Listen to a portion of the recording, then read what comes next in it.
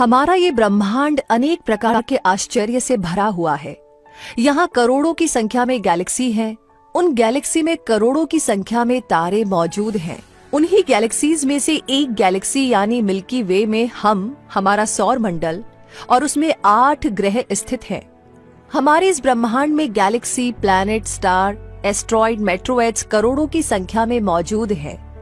ये हमारा नजर आने वाला विजुअल यूनिवर्स है। हम जानते हैं कि इस नजर आने वाले यूनिवर्स में हर चीज का निर्माण सिर्फ एक ही पदार्थ से हुआ है, उसका नाम है मैटर ऑफ एटम। लेकिन इस अद्भुत ब्रह्मांड में कुछ ऐसा भी मौजूद है जो इस पूरे ब्रह्मांड के होने के लिए आवश्यक है। हमारे इस ब्रह्मांड में बहुत सी जगह खाली है। जब वैज्ञानिकों ने इस खाली नजर आने वाली जगहों के बीच के क्षेत्र की गणना करना शुरू किया तो पाया कि इस जगह पर भी ग्रेविटी मौजूद है। पहले तो वैज्ञानिकों ने सोचा कि एक दूसरे से दूर बहुत सी गैलेक्सीज और उनमें स्थित एक दूसरे से दूर प्लैनेट्स के बीच की ग्रेविटी के कारण यहाँ पर ग्रेविटी एग्जिस्ट करती है। लेकिन एक दूसरे से लाखों प्रकाश वर्ष की दूरी पर स्थित गैलेक्सी के कारण ग्रेविटी हो सकती है, लेकिन वो इतनी ज्यादा प्रभावी नहीं हो सकती जितनी इन खाली जगहों में मौजूद है।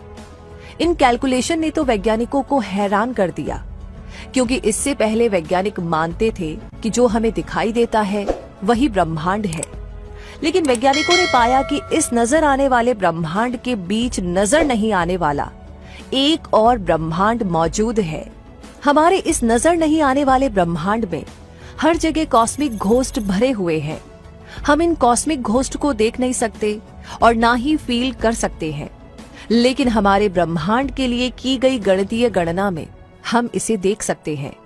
इस नजर नहीं आने वाले ब्रह्मांड में बड़ी मात्रा में डार्क मैटर भरा हुआ है। हम इसके बारे में कुछ नहीं जानते, इसलिए इसे हम डार्क मैटर कहते हैं।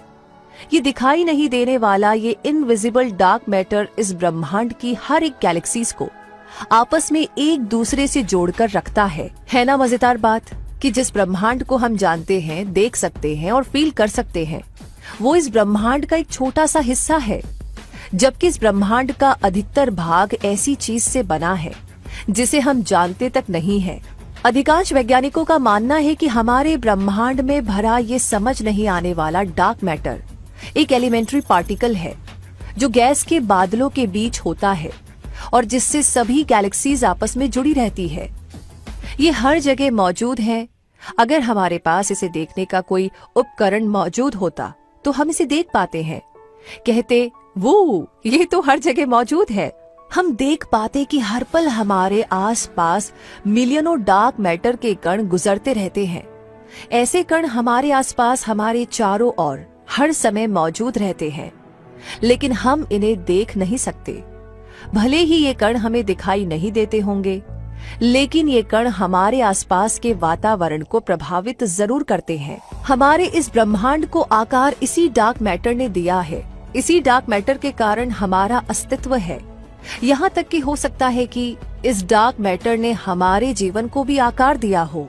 डार्क मैटर ऐसा पदार्थ है जो मास्टर पपेट की तरह हर किसी को नियंत्रित करने का काम करता है।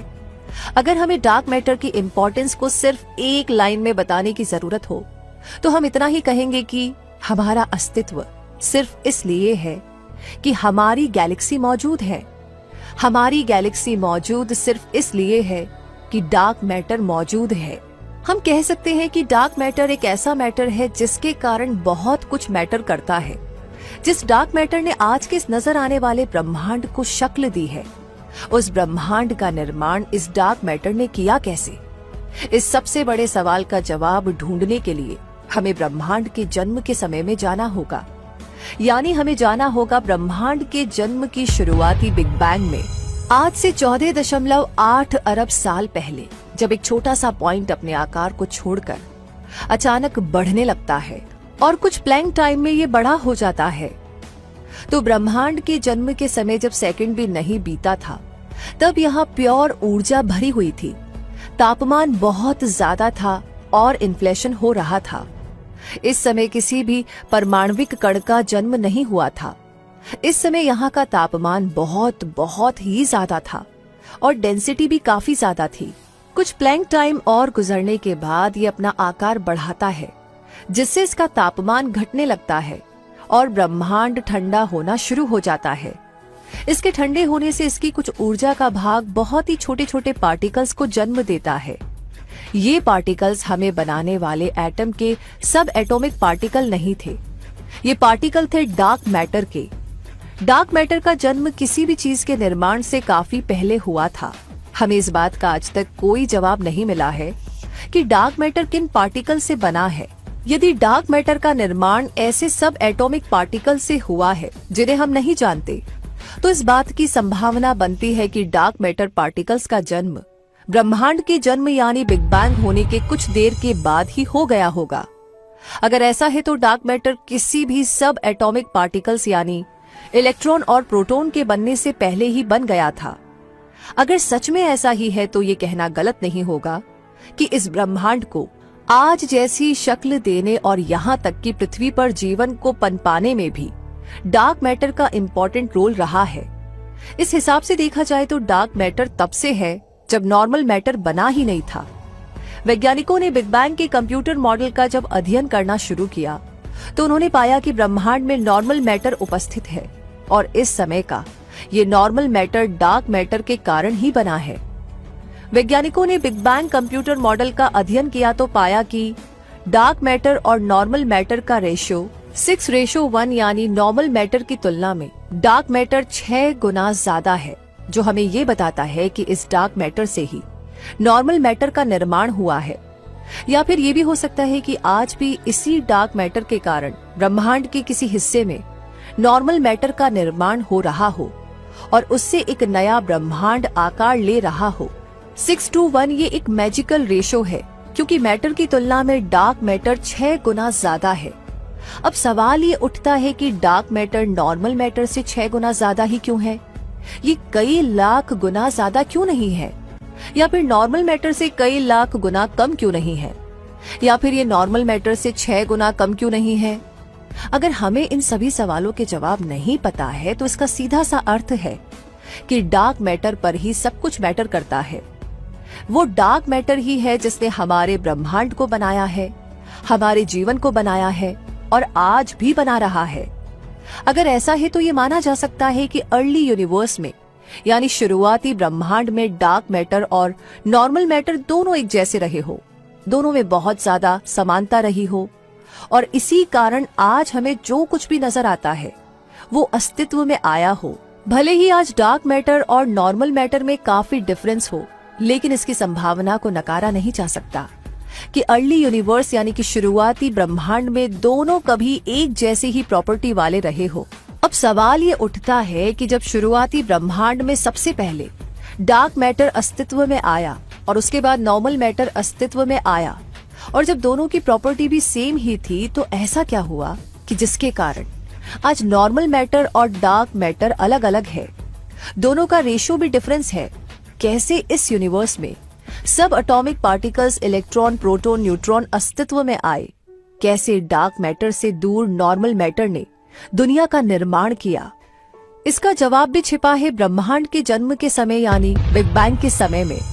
जब ब्रह्मांड की उम्र 1 सेकंड से भी कम थी, तब ये प्योर एनर्जी से भरा हुआ था।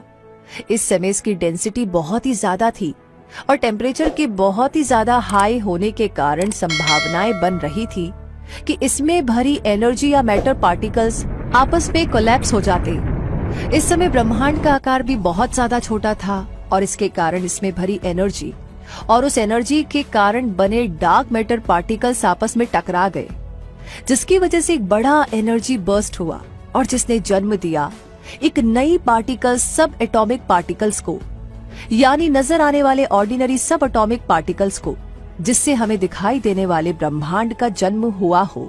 यही माना जा सकता है कि जब हाई डेंसिटी और हाई टेम्परेचर के कारण दो डार्क मैटर पार्टिकल्स आपस में टकराए हो, इस टक्कर से दोनों पार्टिकल्स खत्म हो गए और इससे एक नई पार्टिकल्स यानी पहले इलेक्ट्रॉन का जन्म हुआ।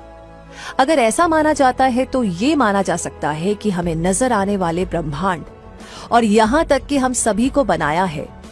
इस हिसाब से हम भी एक डार्क मैटर के ही अंश हैं। अगर ये सही है तो ये बात भी सही है कि हम भी डार्क मैटर पार्टिकल्स के ही हिस्से हैं और हमें इसी ने ही बनाया है, ना कि भगवान ने। अब अगर इस बात को सही मान लिया जाए तब ये सवाल उठता है कि क्या आज भी डार्क मैटर पार्टिकल्स की टक्कर से ब्रह्मांड में दूसरे सब एटॉमिक पार्टिकल्स बन सकते हैं या नहीं? इसका जवाब है कि आज ऐसा नहीं होता, क्योंकि शुरुआती ब्रह्मांड में यूनिवर्स का फैलाव कम होने के कारण इसकी एक छोटी सी जगह में ही डेंसिटी बहुत ज्यादा थी, टेम्परेचर भी बहुत ज्यादा था। इसके कारण एटॉमिक पार्टिकल्स ऑफ मैटर को आपस में टकराना ही पड़ता था, इसलिए नए एटॉमिक सब एटॉमिक पार्टिकल्स का जन्म होता था। लेकिन आज स्थिति इसके विपरीत है। आज यूनिवर्स का फैलाव बहुत ज्यादा बड़ा हो गया है, साथ ही साथ इसकी डेंसिटी भी कम हो गई है और ये बिल्कुल ठंडा हो गया है, जिसके कारण डार्क मैटर पार्टिकल्स को घूमने के लिए काफी जगह मिल जाती है और इस कारण से ये आपस में टकराते नहीं। यही कारण है कि शुरुआती ब्रह्मांड में टक्करें बहुत ही ज्यादा होती थी, जबकि आज के यूनिवर्स में ऐसा बिल्कुल भी नहीं होता। यूनिवर्स के फैलाव के कारण ब्रह्मांड के टेम्परेचर के लगातार कम होने के कारण डार्क मैटर के लगातार खत्म होने की गति रुक गई और इसने इस यूनिवर्स में डार्क मैटर के अमाउंट को फिक्स कर दिया। जिस स्पीड से डार्क मैटर खत्म होना चाहिए था, उस स्पीड से डार्क मैटर कभी भी खत्म नहीं हुआ और यही कारण है कि यूनिवर्स के अधिकतर हिस्से में डार्क मैटर आज भी मौजूद है। यही बात इसकी इंपॉर्टेंस को शो करती है कि यदि डार्क मैटर पूरे तरीके से खत्म हो जाता तो शायद हमें दिखाई देने वाला ये संपूर्ण ब्रह्मांड भी खत्म हो जाता और हम सबका अस्तित्व नहीं रहता।